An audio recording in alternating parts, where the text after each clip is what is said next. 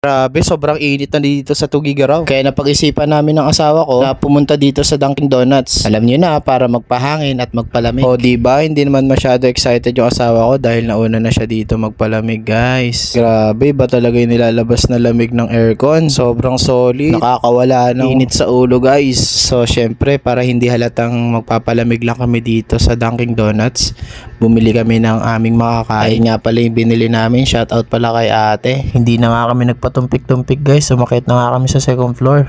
Maganda kasi yung tanawin sa second floor kaya dun kami pepesto. Unang plan talaga namin, guys, punta kami sa Robinson kaso sarado pala. Kaya dito na lang kami pumunta sa Dunkin Donuts. Dunkin Donuts, baka naman. Uy, kung nanonood ka pa, pa-like and comment naman. Salamat. So, ayan, kumakain na kami, guys. Sobrang sarap ng in-order namin. Yung in-order nga pala ng asawa ko dyan, guys, is munchkin saka ice choco. Ang donut ko naman is cinnamon at saka may keso, something, ganun. Nakalimutan ko yung pangalan, tapos ice orange. At dahil nabusog na kami sa kinain namin, guys, yung asawa ko napakanta.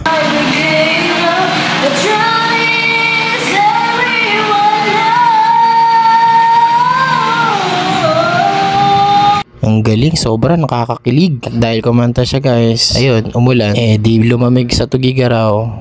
O siya, hanggang dito na lang, guys. Hanggang sa muli. Bye-bye!